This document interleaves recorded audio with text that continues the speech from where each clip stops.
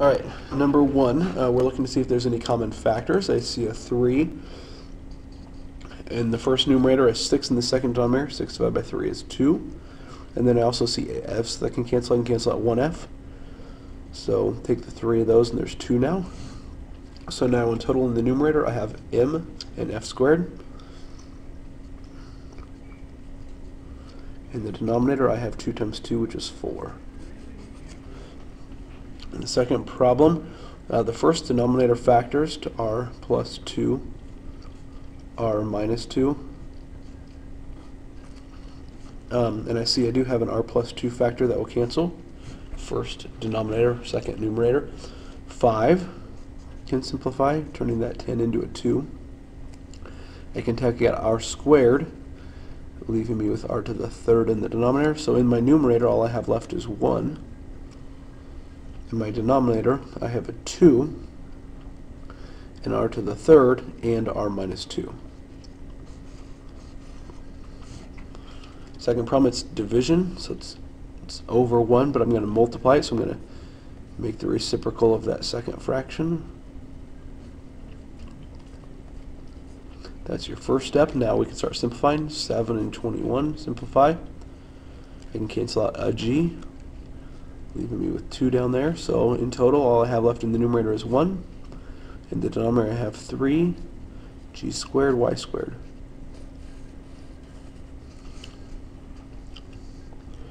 Number 4 is another fraction, so I'll flip it.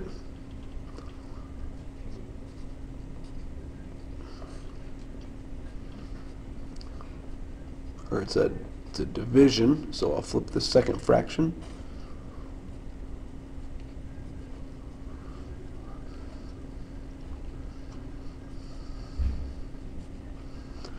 Okay, so 14 and 49, I can divide them both by 7. 25 and 80 I can divide by 5.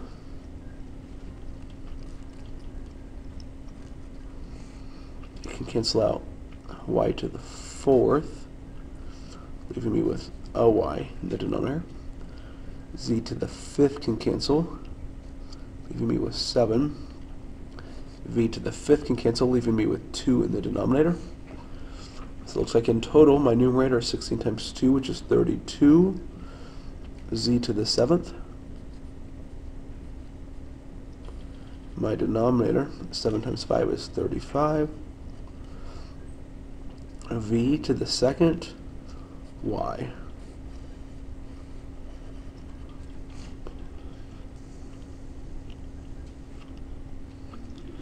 Another division problem. So multiply by the reciprocal. I'm going to that x squared minus 2 will factor, or x squared minus 4 rather, will factor to x plus 2x minus 2. So I'll factor that while I'm making my reciprocal. 3's cancel, and x can cancel, leaving 1 in the numerator. X plus 2's cancel. So in total, in the numerator left with x times x minus 2, there is no denominator, it's just 1, so no need to write it as a fraction. Second problem, or number 6 rather, the next problem, I can factor out a q from that first numerator.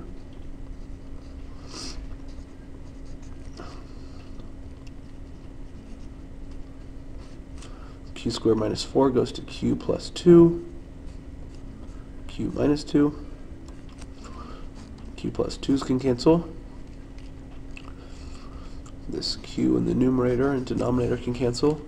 6 and 3 will simplify. I think that's everything. So my numerator now I have q squared. My denominator is 2 times q minus 2.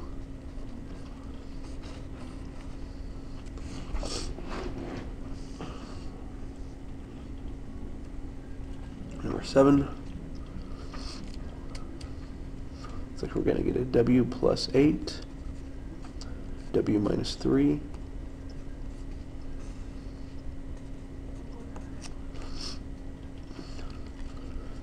w minus 7, w plus 1,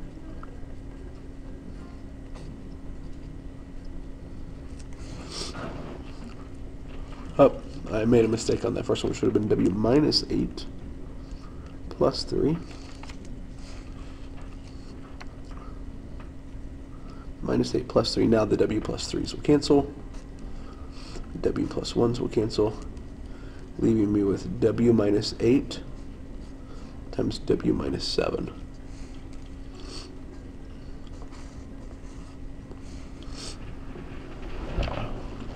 Number 8, I have a complex fraction. So c squared y over 2d squared times, instead of divided by times, I'm going to reciprocate. So 5d over negative c to the 6th. And cancel out 2 c's, leaving me with 4 in the bottom. Cancel out a d, leaving me with 1 in the bottom. In the numerator, I'm left with 5y. In the denominator, I have a 2, c to the 4th, and a d, and it's negative. I don't want to leave the negative in the denominator, so I'll just move it in front of the fraction.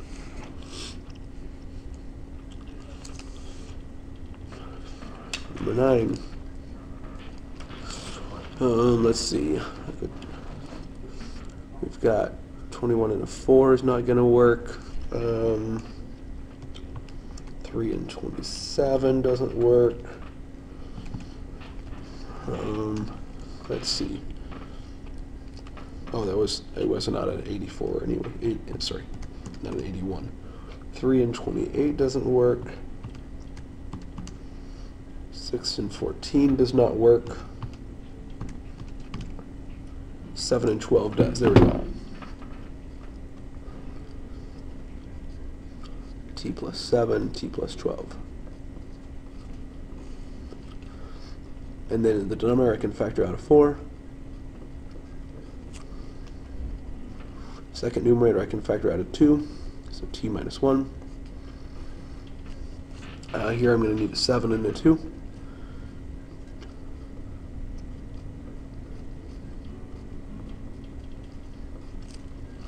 So t plus 7's will cancel. T minus 1's will cancel. 2 and 4 will simplify, leaving me with t plus 12 for a numerator. And my denominator is 2 times t plus 2.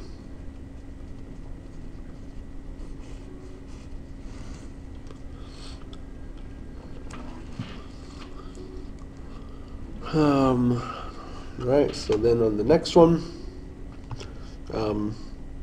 we've got a lead coefficient here.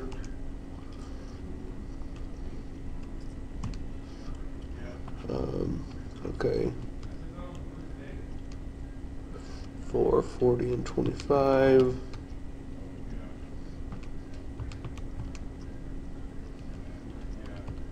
It's all positive. Okay.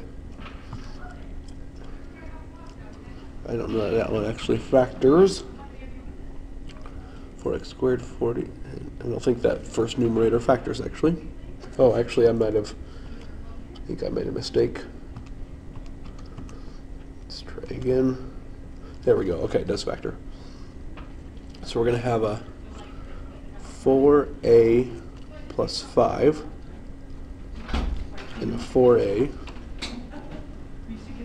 plus 5 again.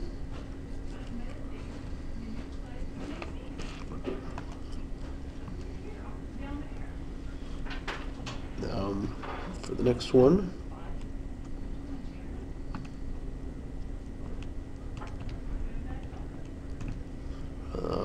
we have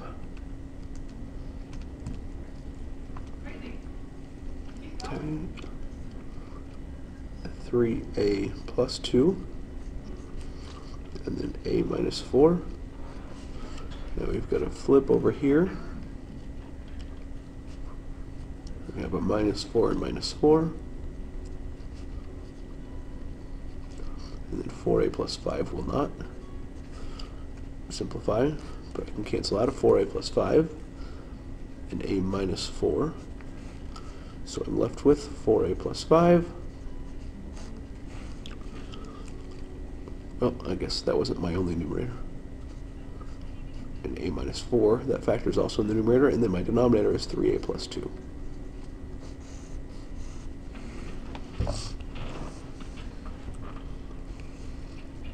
Alright, number 11, a plus b times a minus b. over 4a times, we'll reciprocate, so 2a over a plus b. A plus b's cancel, a cancels, and 2 and 4 simplify, leaving me with a minus b over 2.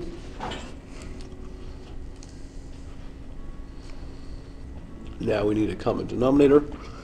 The second denominator factors to w plus 3, w minus 3. So that's going to actually be my least common denominator, w plus 3, w minus 3.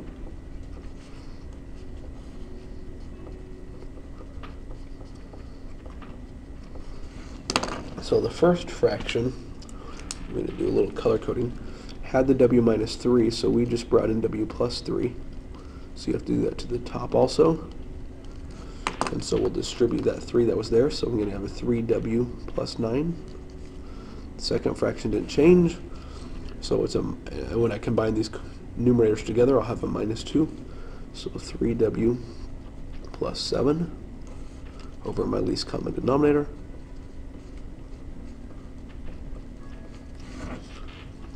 That numerator doesn't factor, so there's your answer. Least common denominator here is going to be a z minus 4 and z plus 1.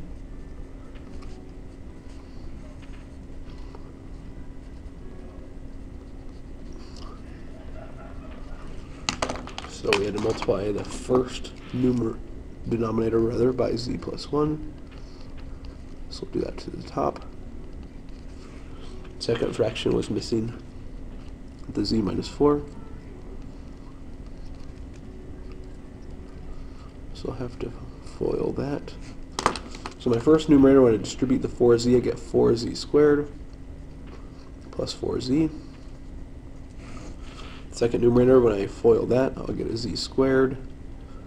I'll have a 4z and a negative 4z, they'll cancel out, then I'll end up with minus 16. Combine like terms, 5z squared plus 4z minus 16 will be all over the common denominator. I better check and see if this numerator will factor. Plus 4x minus 16 doesn't factor, so you won't be able to cancel anything out.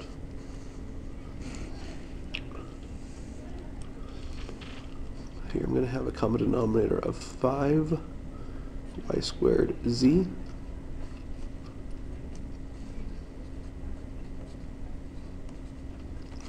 So the first fraction we have to multiply in a z. The second fraction I have to multiply in a y. So 12z minus 2y. Combine that into a single fraction. 12z minus 2y over 5y squared z. I can factor a 2 out of the numerator, but it's not going to simplify with the denominator, so there's no sense in doing that. The second fraction factors to x minus 5, x plus 2. So to make a common denominator, the first fraction will need an x plus 2.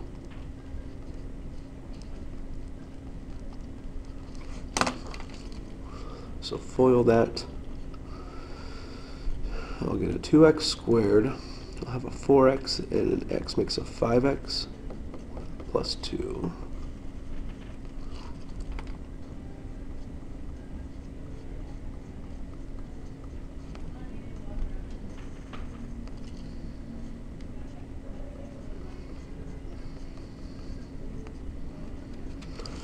Okay, so we have to subtract 4 now. 2x squared plus 5x minus 2.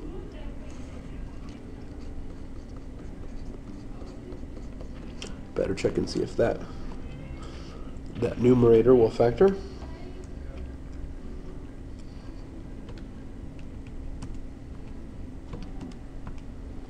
Does not factor, so nothing will cancel.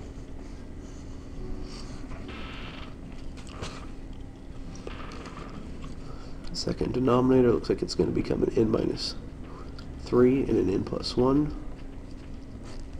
So I have to multiply an n plus 1 to the first fraction.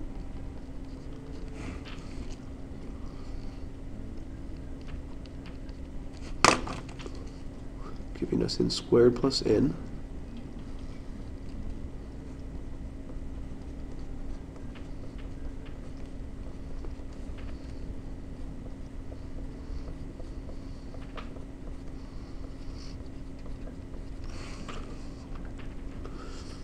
So we'll have an n squared, a 3n, and a 2.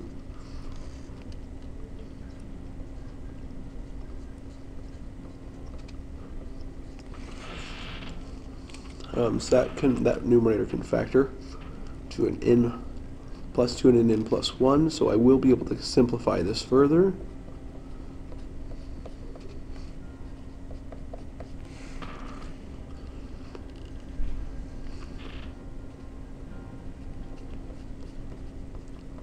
Because the n plus 1s will cancel, so I'll end up with n plus 2 over n minus 3.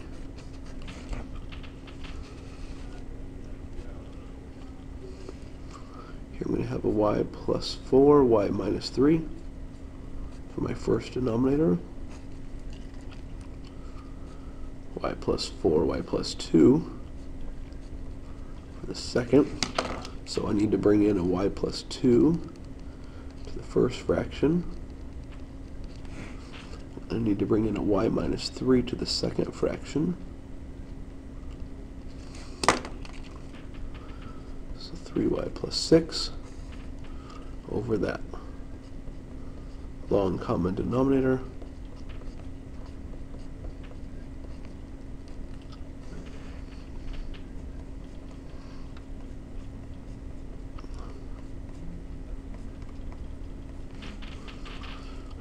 Y minus 6. Since it's a subtraction problem, there's two terms up here. I'm going to go ahead and distribute that so I don't forget.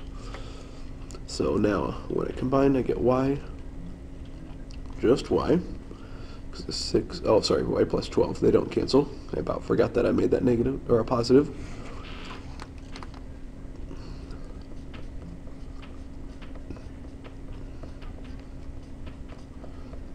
No common factors in the top and bottom, so there's the answer. Okay, let's go to the back page.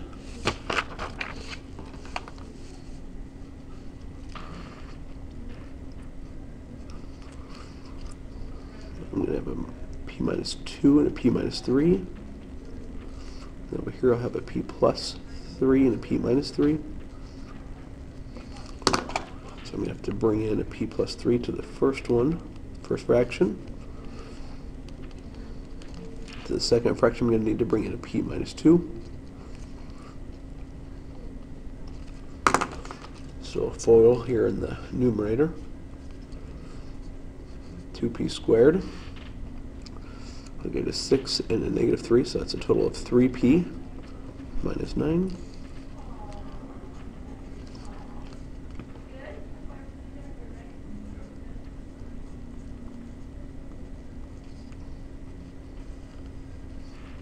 Distribute the 5p minus 10.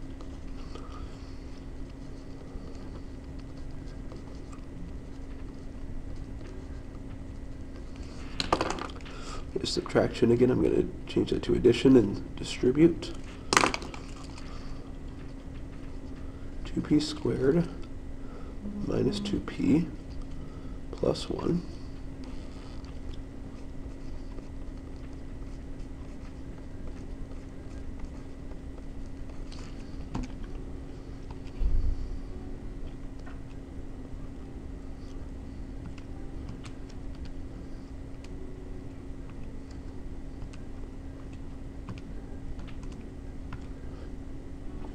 That one doesn't have any real roots, so it doesn't simplify.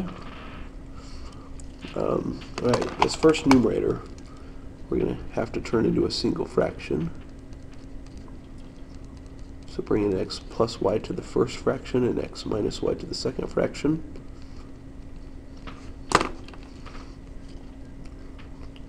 2x plus 2y.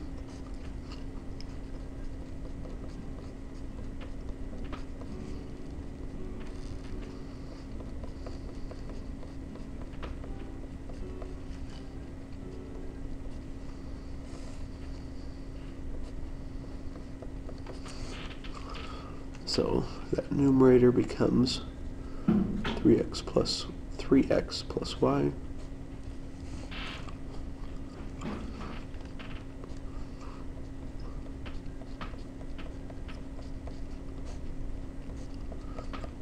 Okay, so now I can turn it into a multiplication problem.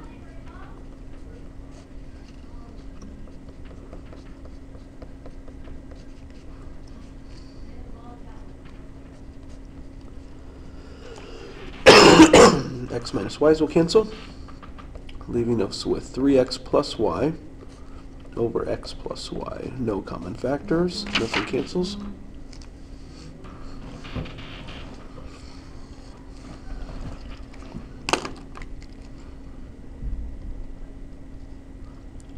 Okay, next problem, I need to bring in r plus 2 to the first fraction and r to the second fraction. So we end up with r squared plus 8r plus 12.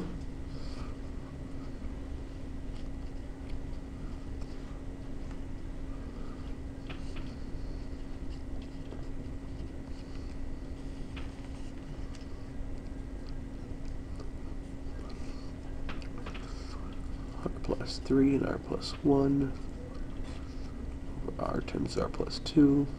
Okay, so that first numerator we can combine r squared plus 7r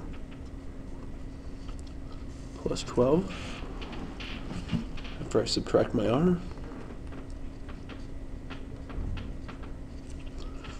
Change this to a multiplication problem, reciprocate.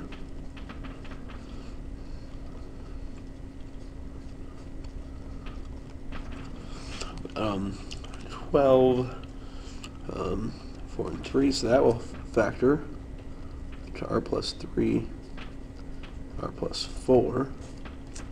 Okay, so now I can cancel out an r plus 3, cancel out r plus 2. Oh, sorry, you can't see all of that, my bad.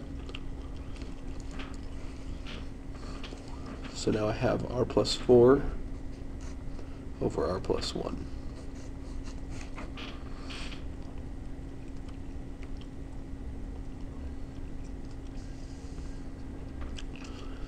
Alright, here we identify the asymptotes. So we have the picture, we're just looking at the picture to decide, and it gives us the equation. Vertical asymptote, it's when your denominator is undefined, so when x equals 1, you can also see that on the picture. Vertical asymptote, there is no k value, and we can see it's approaching 0, so it's y equals 0. And then for domain and range,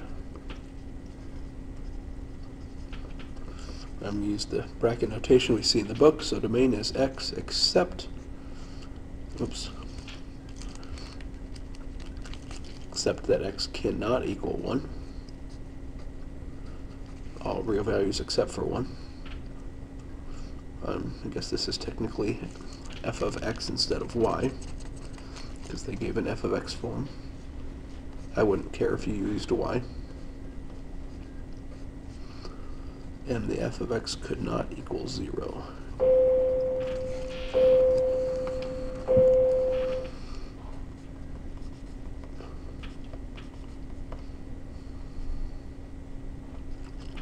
Vertical asymptote was at 0. X equals 0. There's a k value of 4, so y equals 4, or f of x equals 4 for our horizontal.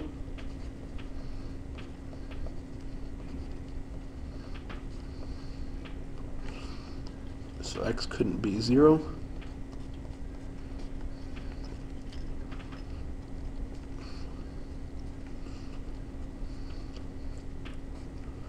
And f of x could not be 4.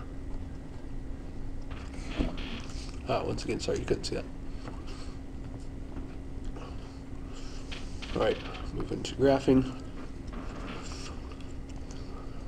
Vertical asymptote. at x equals -3. Horizontal asymptote at f of x equals -3.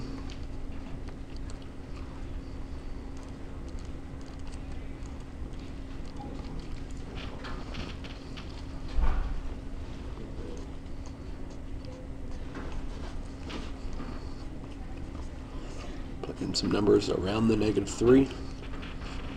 -4, -2. Or sorry, I should have went -4, -5. -5, -4, skip -3, so go -2, -1. I'm going to plug in -5, I get -1, so -3 1/2.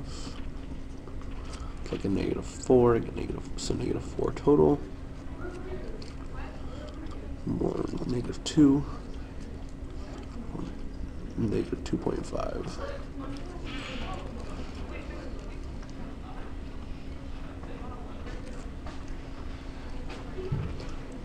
So I can see that branch of that hyperbola will be in that quadrant.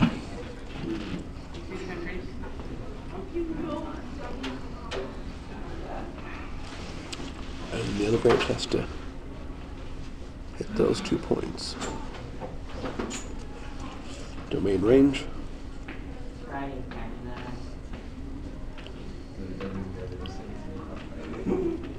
X couldn't be -3. I'm running out of room on this one, so I'm going to use y instead of f of x. Y couldn't be -3 either.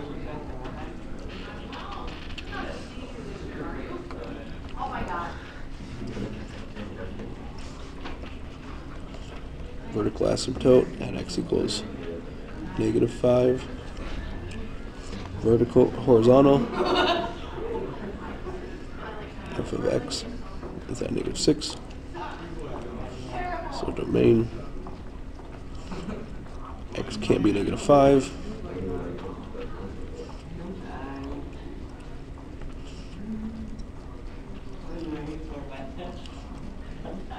F of x cannot be -6. It's around -5, so -7, -6, then -4, -3. So plug in -7, I got 1/2 minus 6, it's -5.5, -5, -7, -6.5.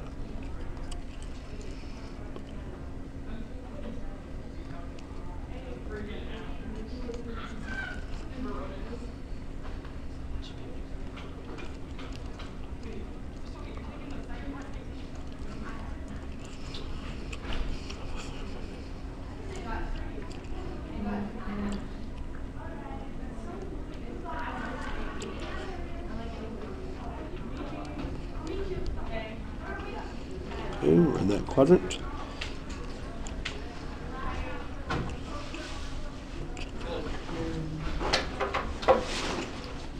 And then we'll be in this quadrant for that hyperbola. Do I have a test today? All right, number 25.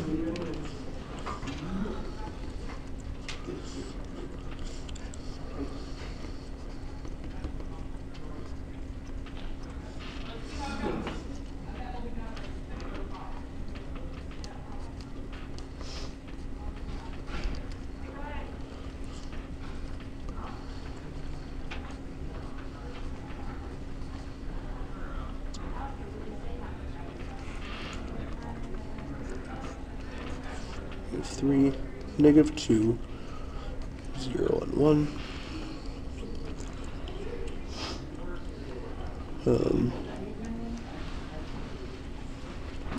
So I get 3.5 and 4, 2, 2.5.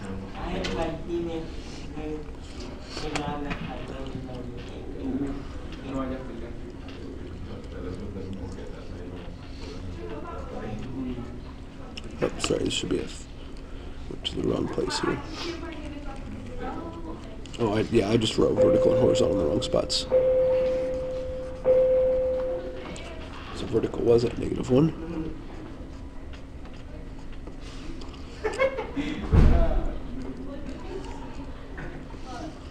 So -3 to -3, 1, 2, 3.5.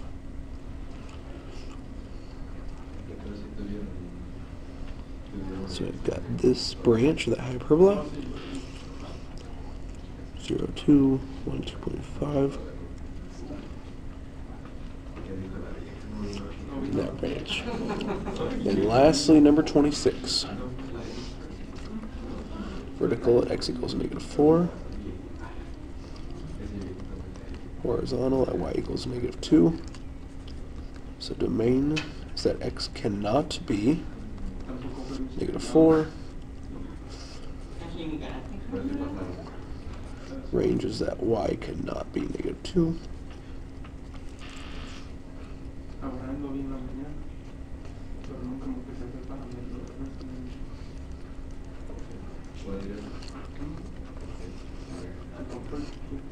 -6, -5, -3, -2, -2.5,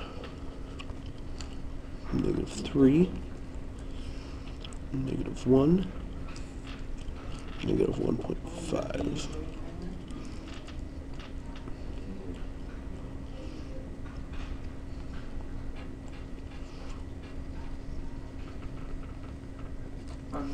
So there's our right branch, our left branch.